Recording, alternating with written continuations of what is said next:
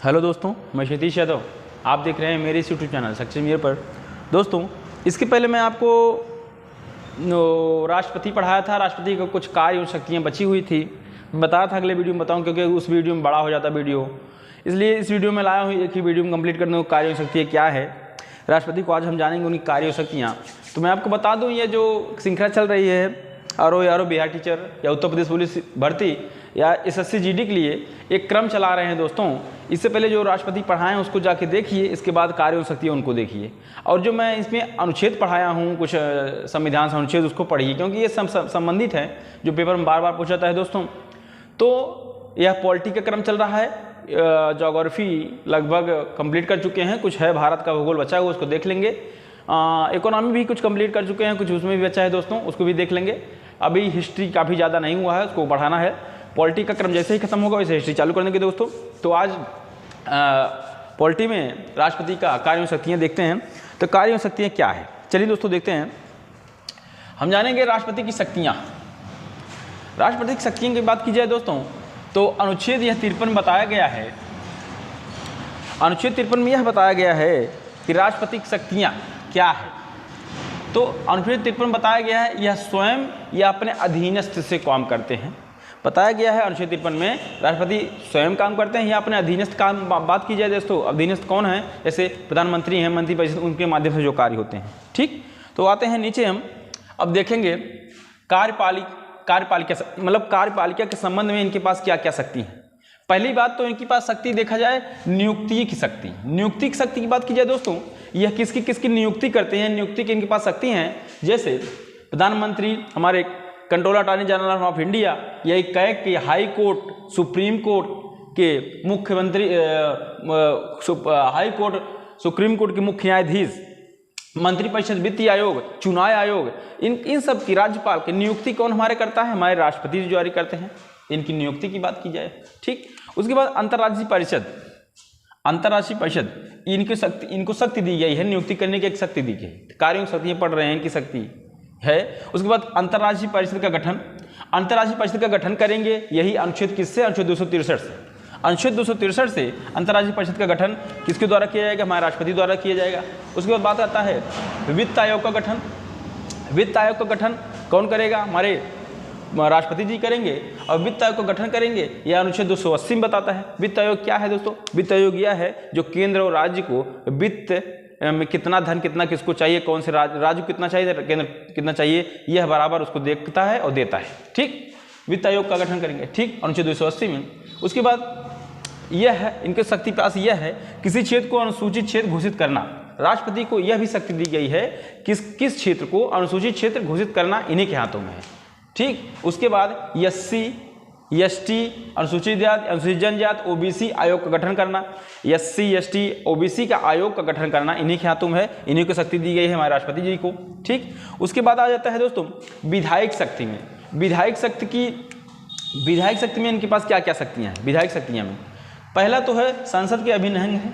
बात की जाए तो हमारे जो राष्ट्रपति हैं यह संसद के अभिन्न अंग है, क्योंकि संसद तीन से बना है, लोकसभा, राज्यसभा, राष्ट्रपति से, इसलिए इन्होंने बताया संसद के अभिन्न अंग है हमारे राष्ट्रपति जी। ठीक, उसके बाद बताता है कोई बिल है, उस पर एक हस्ताक्षर के बाद ही, यानी कहने का मतलब है कोई बिल पास हो रहा है तो उस पर हस्ताक्षर पहले राष्ट्रपति का होगा, तभी वह बिल पास होगा। ठीक, तो कोई बिल है उस पर एक हस्ताक्षर जब तक राष्ट्रपति करेंगे नहीं तब तक वह बिल पास नहीं किया जा सकता। ठीक, यानी कोई बिल पास होकर आता है, राष्ट्रपति का हस्ताक्षर बिना काम नहीं होगा, इनकी यह भी शक्ति है। ठीक, बिल पे पास करना।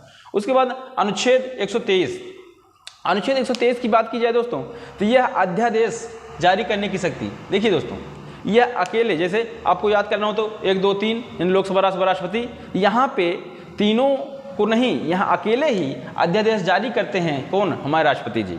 अध्यादेश हमारे कौन जारी करता है, राष्ट्रपति जी। ठीक, अनुच्छेद 123 में इनको पास यह शक्ति दी गई है। ठीक, उसके बाद आता है संसद को संबोधित करना। संसद कोई आता है पहली बार हमारे राष्ट्रपति जी उसको संबोधित करते हैं। संसद को संबोधित करना, संसद के सत्र को बुलाना, संसद के सत्र जो चल रहा है, 3 सत्र चलता है, बजट सत्र, मानसून सत्र, ये जो सत्र चलता है दोस्तों, उस सत्र को बुलाना या सत्रावसान या विघटन करना, यह हमारे राष्ट्रपति का शक्ति दी गई है। ठीक, उसके बाद लोकसभा को भंग करना, लोकसभा को भंग करना, बहुमत दल नहीं है तो उसको भंग कर सकते हैं हमारे राष्ट्रपति द्वारा, या राष्ट्रपति को शक्ति दी गई है। ठीक है दोस्तों, संसद को बुलाना, संसद को सत्र को सत्रावन करना, उसके बाद यानी 17 करना, लोकसभा को भंग करना, यह सब हमारे शक्तियाँ राष्ट्रपति को दी गई हैं। अब आते हैं दोस्तों वित्तीय शक्ति। वित्तीय शक्ति की बात की जाए यानी वित्त में यानी धन में इनको क्या शक्ति दी गई है, पैसे के मामले में इनको शक्ति क्या आगे दी है। ठीक है, देखते हैं वित्तीय में क्या है। धन विधेयक पर राष्ट्रपति की सलाह सहमति पूर्व में ही होती है।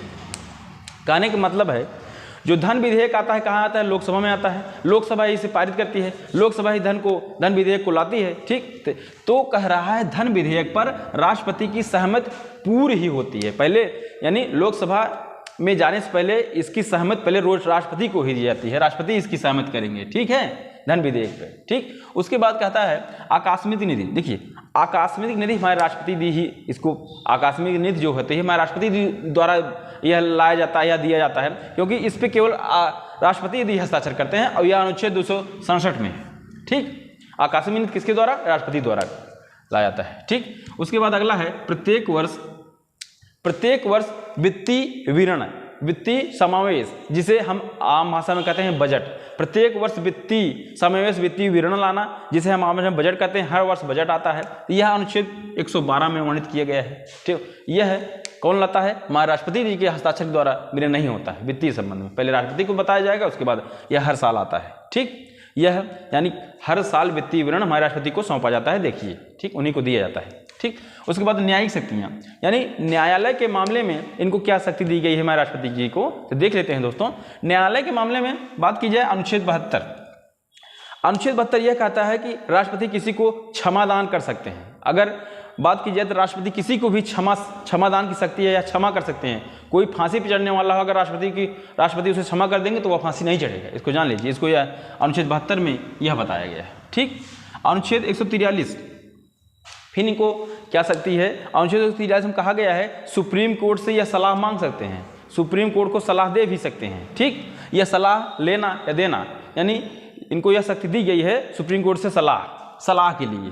ठीक, वो सलाह देना या लेना। उसके बाद क्या और है अनुच्छेद, इनको क्या और शक्ति दी गई है, जो सुप्रीम कोर्ट है हाई कोर्ट के जजों की नियुक्ति इनके द्वारा की जाती है। ठीक है दोस्तों, यानी हमारे राष्ट्रपति द्वारा सुप्रीम कोर्ट हाई कोर्ट के जज की नियुक्ति भी करते हैं। ठीक, उसके बाद आते हैं हम सैन्य शक्तियाँ। इनके पास क्या सैन्य शक्ति है, इनके पास क्या सैन्य शक्ति है, आगे देख लेते हैं। सैन्य शक्ति की बात की जाए, तीनों सेना, जल थल वायु, यानी कहा जाए एयर फोर्स, नेवी या इंडियन आर्मी, तीनों सेना के अध्यक्ष के रूप में जाने जाते हैं। तीनों सेना कमांडर हमारे माने जाते हैं कौन, राष्ट्रपति। तीनों सेना के अध्यक्ष माने जाते हैं हमारे राष्ट्रपति जी। ठीक, और युद्ध एवं शांति की घोषणा करना इन्हीं के द्वारा होता है, हमारे राष्ट्रपति के द्वारा। युद्ध एवं शांति की घोषणा करना इन्हीं के द्वारा, तीनों सेनाओं के अध्यक्ष माने जाते हैं। यह सैन्य शक्तियां हैं इनके पास, यह न्यायिक शक्तियां थी, यह वित्तीय शक्तियां हैं, यह विधायक शक्तियां थी, यह कार्यपालिका शक्ति हैं। उसके बाद आ जाता है दोस्तों आपातकालीन शक्तियां। आपातकाल की शक्तियां की बात की जाए दोस्तों तो अनुच्छेद 352, यह राष्ट्रीय आपातकाल लगता है, जैसे पूरे भारत में लगता है यह राष्ट्रीय आपातकाल, इन्हीं के द्वारा लगाया जाता है हमारे राष्ट्रपति के द्वारा। जब 1962 में चीन से युद्ध हुआ था तब लगाया गया था।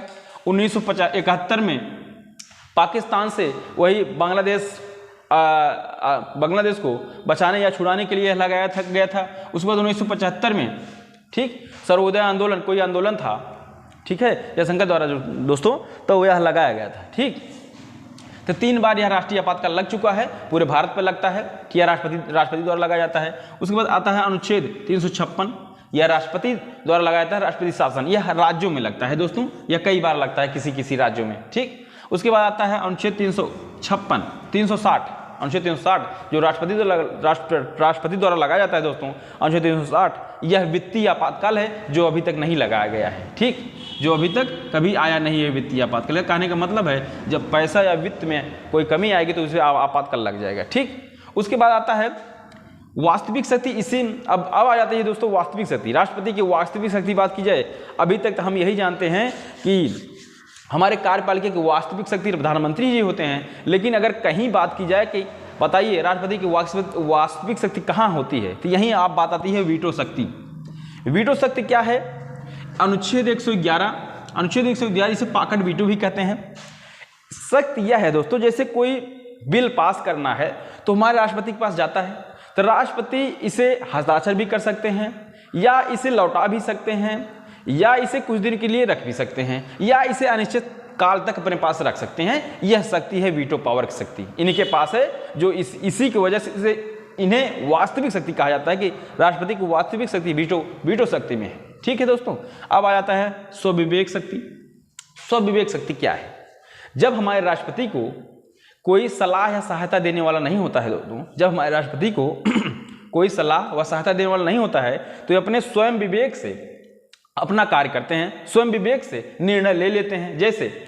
जैसे किसी लोकसभा के बहुमत दल के नेता होता है, उसमें किसी को प्रधानमंत्री चुनना है और उसमें देखते हैं कोई सलाह सहायता देना नहीं है, तो यह अपने विवेक से जिनको लगता है कि यह व्यक्ति प्रधानमंत्री लायक है, तो उसको प्रधानमंत्री यह बना देते हैं। ठीक है, तो यही इनकी स्वविवेक शक्ति होती है। तो दोस्तों, आज मैं आपको राष्ट्रपति की कार्य शक्तियाँ बताने की कोशिश किया हूँ। इसके पहले राष्ट्रपति क्या है उनको बारे में बताया था, तो यह आपको अच्छा लगा होगा और इससे बाहर अब कुछ आएगा नहीं। और मैं आपको बता दूं, कल मैं बताया था राष्ट्रपति की वेतन की बात की जाए, राष्ट्रपति की वेतन इस समय 5 लाख हो गया है, उपराष्ट्रपति के 4 लाख हो गया है। ठीक है दोस्तों, तो यह आप जान लीजिए। और यह क्वेश्चन जो बहुत ही इंपॉर्टेंट है, इसको देख लीजिए, शार्ट स्क्रीन ले लीजिए दोस्तों, यह आपके लिए बहुत इंपॉर्टेंट है। दोस्तों अच्छा लगा हो तो लाइक शेयर सब्सक्राइब और कमेंट जरूर करिए। ठीक है दोस्तों, धन्यवाद।